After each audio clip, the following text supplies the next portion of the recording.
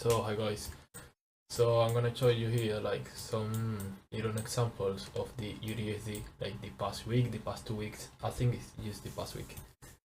And so yeah, I don't want to go like back to the last year, or so, you know, like some traders just going back to the last year, because I want to show you that you can just go to your chart and see this on your chart, those examples on your chart, and practice them.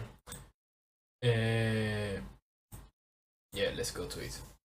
So here we go. This was this week. Yeah, this was this was today. Fucking hell. Yeah, this was today. So what we got here, like I said, try to always have a context. Okay, not always is going to happen the same. You need a context. Maybe today at this time at 10 a.m. you can have a buy, or maybe tomorrow there will be a sell, but maybe after tomorrow you won't find any trades, and that's okay. That's alright. So just look at this. Okay, my context is that I've got buy side liquidity here because I am bullish on the USD because of the core report, and because we got some big high that I want to retake. I can't show that now, but my context is that I want the boys. Okay, so as my context is that I want the boys, what should I do?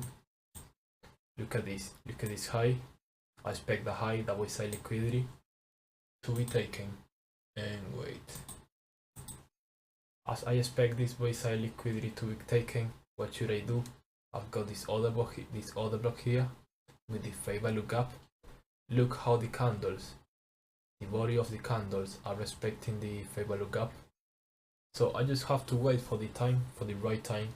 We got 10 here, 10 is here, it was gone. Okay, but remember, I like to wait 30 minutes to have information of what price is doing. So if you check this here, we have this fair value gap, and between 950 to 10, just look how the price respected that fair value gap. When I see that fair value gap being respected like that, I can expect price, if price come back to that area, to respect it again and go up to take that buy side liquidity, because price is respecting the institutional order flow the market is giving. So now after that, price go up 10.15 and then go down. What time we go here? Actually 10.30 here, 10.42, 10.30. We waited those 30 minutes to collect information to see if price can really go up to take that buy side liquidity, and there you go. Price came back 10.30. There's the boy. Then price came back again to the fair value gap to mitigate what is here, and then there you go, the big buys. Now let's go back. This is the 3-minute time frame. Okay, so don't think I'm going back like a lot. So let's go back here. This was the last week. Okay, so what we got here, 7 a.m. We got here 7 a.m. fake move, protraction, like I told you. 7 a.m. fake move to what? We took those highs here. Let me show you. We took those highs here. That's true. But the real moves happened at what time? As we knew that day, we had some red news. I think it was NFP and FOMC. So the 7 a.m. was the fake move, inducing people to buy, to keep buying. Also, like I told you, we need a context. We got this trend line liquidity here, we've got this low liquidity here. Even look at this, all of this is liquidity because it's mitigated. So this is another like type of trend line liquidity. All of this is mitigated. Let me tell you something. I know it's not about the 90-minute cycle, but when you have highs or lows that are already mitigated, that becomes liquidity. Imagine like this. Let me show you this. So imagine this here. So we hold a high. So yeah, we have institutional order flow to the upside. Okay, price is mitigating this here, this here, this here, all of that. But all of these at a point it becomes liquidity. Okay, at some point it becomes liquidity because it's already mitigated. So after that we can expect a type of sweep. Oh, wait, we can expect maybe a type of sweep, breaking structure, come back to a point, and then all of this at some point is going to be taken. We can use it as a trend line liquidity, or we can use it a week lows. Okay, week lows and week highs are the ones that are already mitigated. So okay, let's forget that. That was a plus. So okay, as you know, those lows are week lows, and we got sell side liquidity here below. What can we expect? 7 EM, the fake moves to the upside, taking these orders here, and then what happened? 830 here. Okay, 830 here to what? To take all that sell side liquidity. And then, as we knew, we took all that sell side liquidity. What can we expect to take? What can we expect to take? This buy side liquidity here, this high. And just look how the people that entry here was fucked at 7 EM. Okay, was fucked. Price use seek and destroy, took the sell side and then the buy side. But look how you buy. What time was it? Between 8:30 to 8:40. Okay, if we go here, yeah, 8:30 here, so better. You have your buy here, perfect there. Now let's go to another example here. What we got here, context, buy side liquidity taken, with lows, we've got liquidity here.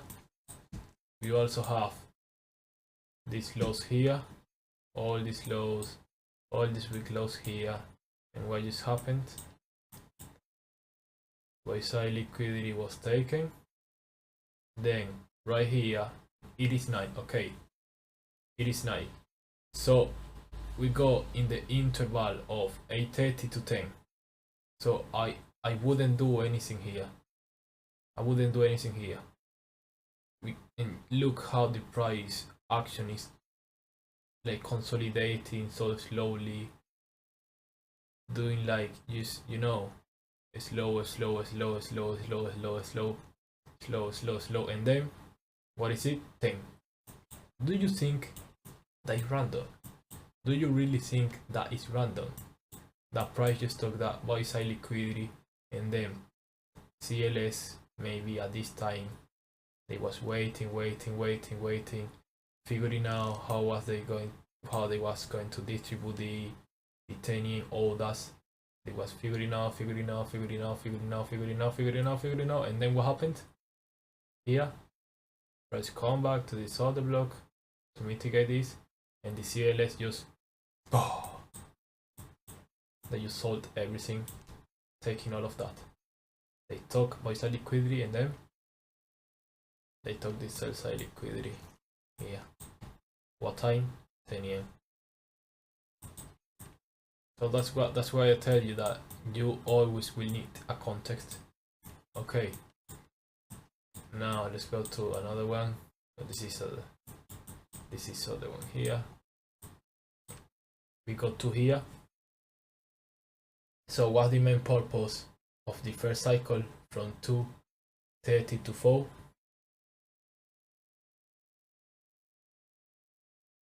To take those liquidity pools, to tap into those liquidity pools as fair value gap, all the blocks, and takes those high, those lows. So we go to here, right, running, taking everything, taking those lows, taking the Asia low, taking everything there, and then what happened?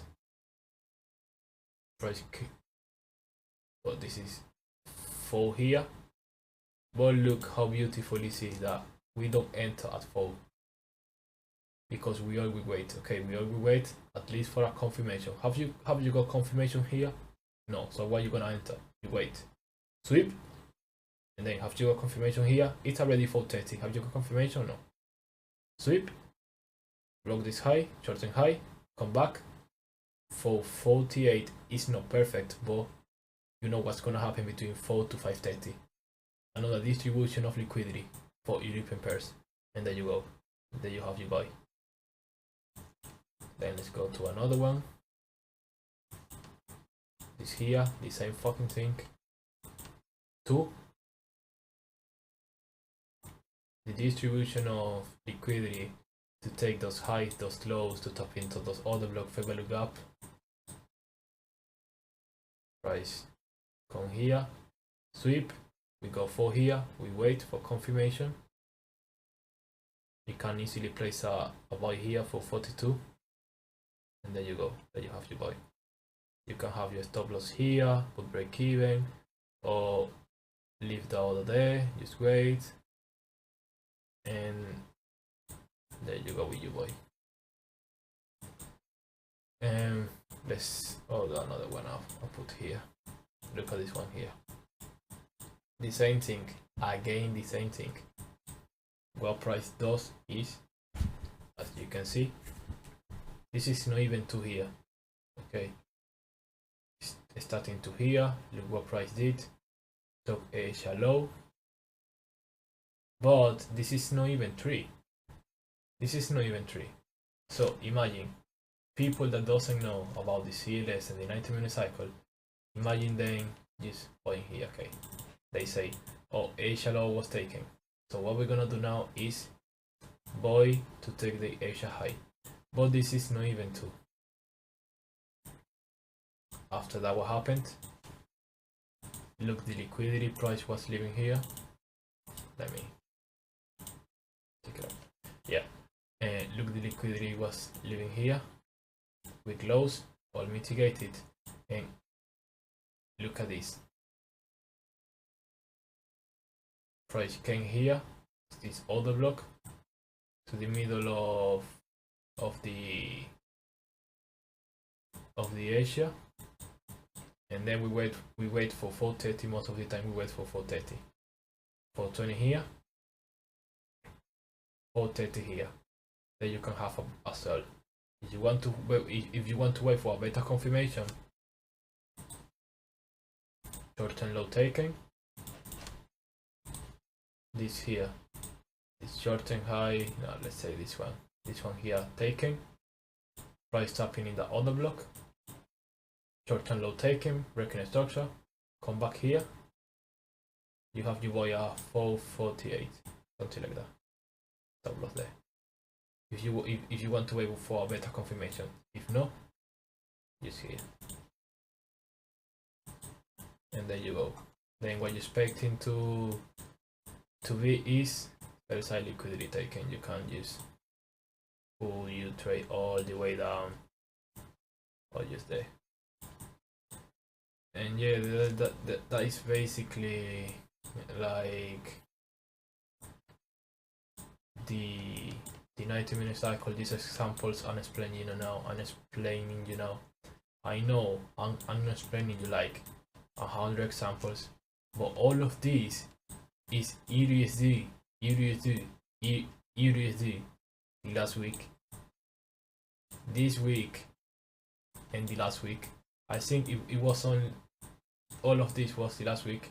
Maybe I don't know if all of this was the last week, but it's between this week and before the last week, between those weeks, and look all the trades you could cut. Even if you had like 2 bad trades, just look at this one. 1 to 10. Easy 1 to 10. Just look all of that. And you can say, okay, you're showing those trades here. And you can maybe asking like, did you take them? And I'm gonna tell you, most of these trades I'm showing you now, I posted on my Telegram group. I post the entries and all the stuff. Even I have live videos doing it.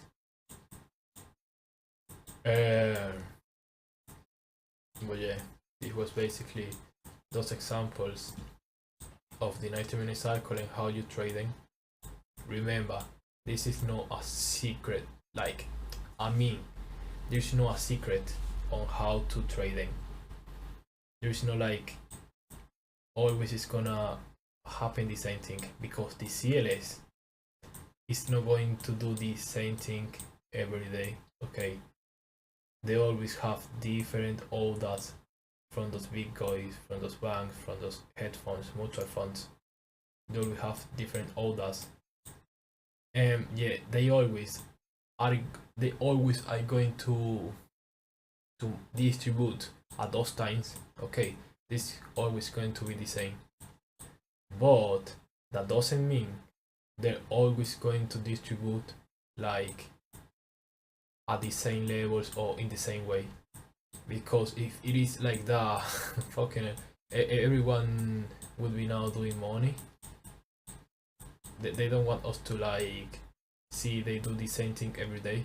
So that's why if anyone comes to you to show you like a secret of the CLS, or you know, something like the holy grail, that's not gonna happen, because the CLS reset every day. It reset every day. Okay, they have in orders. The banks book order with them every day, so they reset. They reset every day. That's why I don't put in the same like my daily bias with the 90-minute cycle, because the 90-minute cycles is only intraday. It's to trade intraday. Yeah, you can have a context on the buy side liquidity on the daily time frame, on the 4-hour time frame, on our time frame, but as the CLS is reset every day, I only try to be focused on taking trades intraday, focusing on my intraday time frame, my 15-minute time frame, 5-minute time frame, 30-minute time frame. Okay, there is no like a 90-minute cycle, a monthly 90-minute cycle, or there is no correlation with the monthly and the 90-minute cycle, because like I told you, CLS is resets themselves every day. So yeah, I think it was all. I can like show you about the CLS. This is maybe, yeah, this is basically all I know. Most of the things I know, I would say all. You paying for it, so yeah, this is basically all I know about the CLS. And of course, you will have my contact. I'm gonna contact you, okay? To all of you that are watching it, I wanna contact you, and you will have my guide. Okay, how to say in English? My guide day by day, and you will have my help. Okay, you will have my help, and I'm gonna help you about all of this. To all of you, if there is a lot of people like joining the course, I will create a group. Okay, if not, to each one of you, I'm just gonna send videos of me trading live, of the trades I talk, or the 90-minute cycle represented in the chart to you. If there is there is not a lot of people that join the course, I will send it to each one of you. But if there is a lot of people that join the course, I'm gonna create a group. Okay, so I hope this helped to you to understand what the 90-minute cycle is, why the CLS, why do we use these times, and all that stuff. And I really apologize about my English. I really try my best. That's why I sometimes pause the videos and all that stuff, because I'm not from England or United States.